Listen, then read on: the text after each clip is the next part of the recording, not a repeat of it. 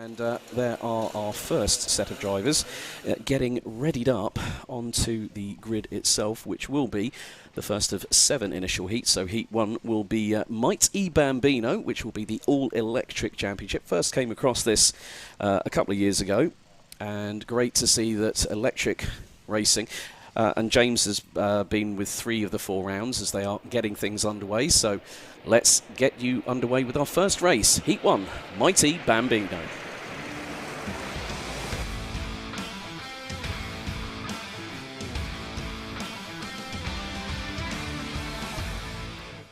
So, ladies and gentlemen, let's take you through the grid for heat number 1 for MightE Bambino here at Whilton Mill. Ansel will start from pole position, head of the UK plate of Freddie Baker, Albert Farrow and Ralph Martin, row 2. Daniel Stangerean and Cooper Earsman rounding out the top 3 rows. Row 4, it's Sydney Nell and Max Joy, Oakley Riggs and Harley Bradbury Stretton complete the top 10. Jensen James Williams and Hadley Jarvis complete row 6. Row 7, it's Arthur the Bath with Meredith Fang, Elijah Sang and Albert Batchelor on the 16th position. So 7 minutes plus an additional lap of racing as the drivers make their way through Pit Bend, the infamous Pit Bend. And I've seen it many a time here at Whilton Mill where people have gone 2 abreast and the person on the inside has clattered into the curbs and it's caused a little bit of chaos. However, the drivers now gridding up.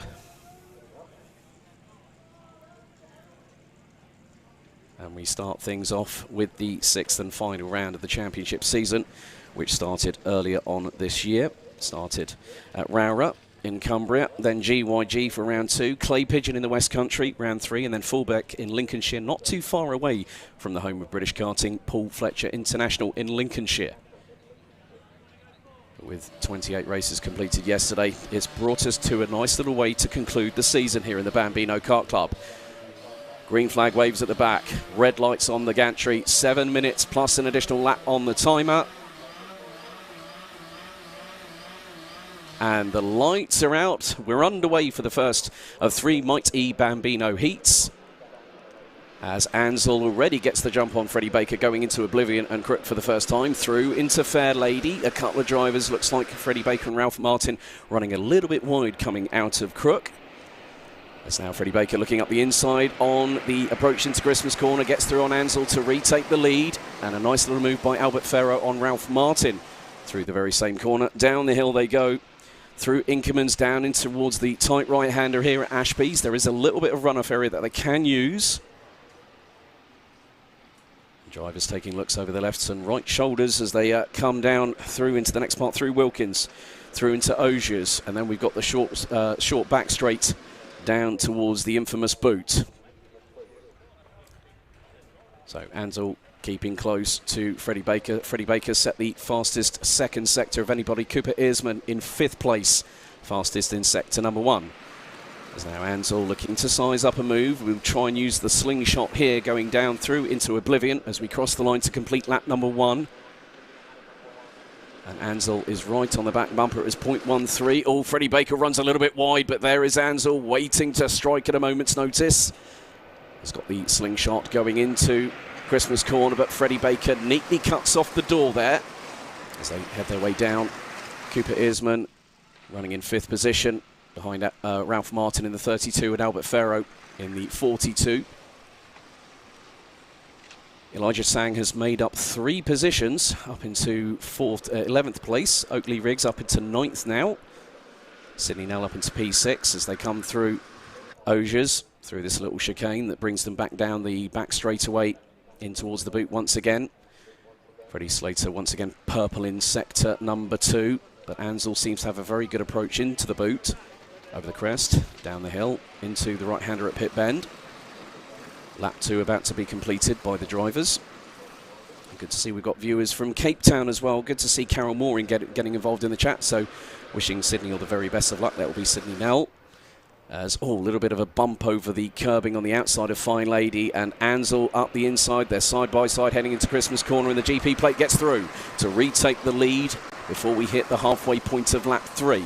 Freddie Baker back on the counter-offensive through Inkermans. Now down into Osiers as Freddie Baker's looking up the inside, now retakes the lead. Runs a little bit wide, they're nearly clashing side pods and sidewalls there, but they managed to keep out of trouble. Freddie Baker's still holding on to the lead, but whilst this is happening, Albert Ferro just pumps in the fastest first sector of anybody in this race, 20.441, as now Ansel pulls alongside Freddie Baker. Freddie Baker looking to his left, and Ansel now will get through into the boot, and they've got a back marker to get past. Ansel gets on the inside, Freddie Baker goes around the outside and does a bit of an M&M there.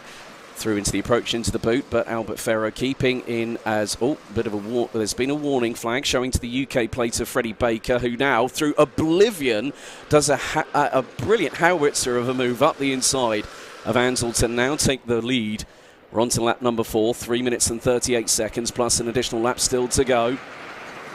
But it's now become not just a two-way scrap, it's a three-way scrap for the lead. And Freddie Baker, purple in sector 2. No, it's Albert Ferro that goes 5 1,000s, but then look at Cooper Earsman in 5th place, 20.273, and is closing in on Ralph Martin for 4th place. 3 1/4 minutes still to go. So the running order at the moment, it's Freddie Baker from Ansel in the GP plate, Albert Ferro closely behind. Top 3 were covered by just under 6.5 tenths on the completion of lap number 3 as they head into the boot. What's going to be the 4th time coming to a conclusion of the 4th lap. So well past the halfway point of the counter, timing down to 0. As Ansel and Freddie Baker have moved away slightly from Albert Ferro. And Freddie Baker, fastest lap of the race, 1 minute 1.185. Cooper Earsman is consistently pumping in 20.2s as now Ansel's got the run through Fine Lady up in towards the right-hander, and they've got a back marker just up ahead, and Freddie Baker and Ansel both go around the outside. That was the number 42. Well, that's Albert Ferro, actually. There was a driver that I was keeping an eye on a little bit further back, and that's the number 22, and that will be Hadley Jarvis, running in 14th position. Top 3 very much line astern. They're having to deal with back marker traffic. Trying to keep an eye on these drivers. Blue flags are being used at the circuit, which gives the drivers that need to sort of understand the optimum side of racecraft, as Carol Moore goes, come on Ansel. So cheering for multiple drivers, so come on, put your comments in the chat, tell us who you're supporting today here at Whilton Mill. And it's getting very close. It was 0.172 between the top 2, it's 0.235. A minute and 3/4 still to go. Ansel was quickest in sector 3. 14.319, and again looks like the crossover might happen. There was a little bit of a touch, front to rear bumper. No harm, no foul there, but Ansel's going to look up the inside through into Christmas corner, and Freddie Baker parked it on the racing line. Nice and neatly done there from the UK plate. And they have dropped Albert Ferro by a considerable rate of knots. The gap was over 1.1 seconds after 5 laps of racing. A little bit further back, Ralph Martin is being closed in on by Cooper Earsman for 4th place. The gap last time around was 0.2 of a second, and that gap is dwindling fast. Just over a minute to go, plus an additional lap. It's been great dueling and dicing from Freddie Baker and Ansel, who are still leading the way as we get under the final 60 seconds, plus an additional lap of this first of 3 MightE Bambino heats here at Whilton Mill. And again, Ansel gets a good run coming out of Pit Bend. Looking towards the inside through into oblivion. Does the GP plate make it through? He nearly does. They are side by side and hangs it round the outside. Ansel through. And what's more, he also set the fastest lap of the race, 1 minute 0.929. The first driver to dip under 1 minute 1.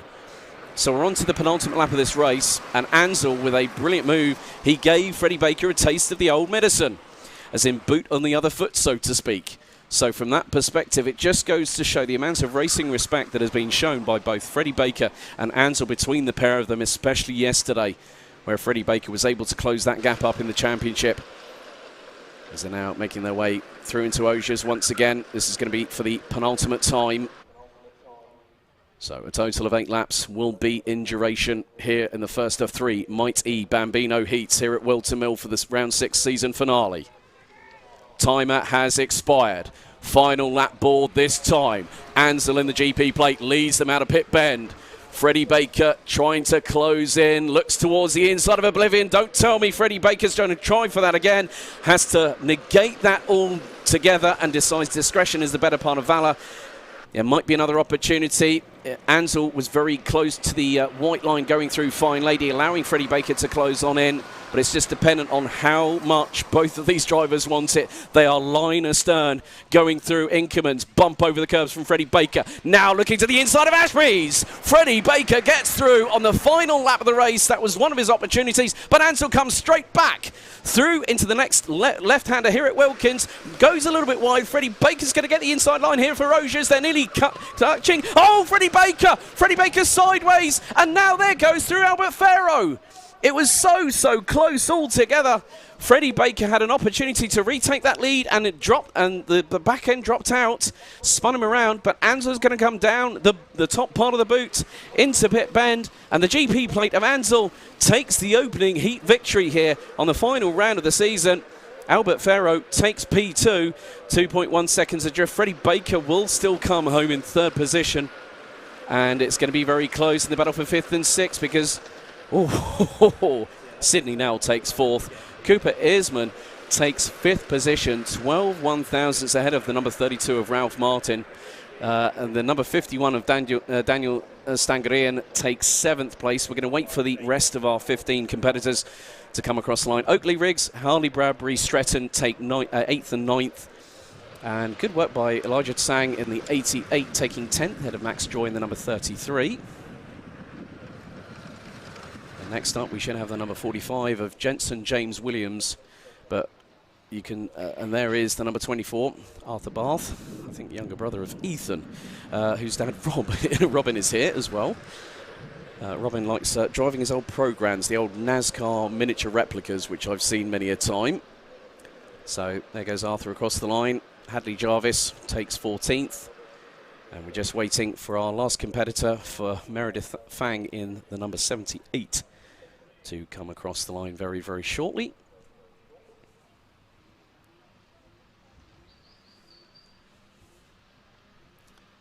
So the drivers make their way into pit lane as Meredith Fang now crosses the line as we speak, and will take the checkered in 15th, but well, actually finished in 15th position. So that concludes MightE Bambino. Up next, it's the first heat for MightE Bambino.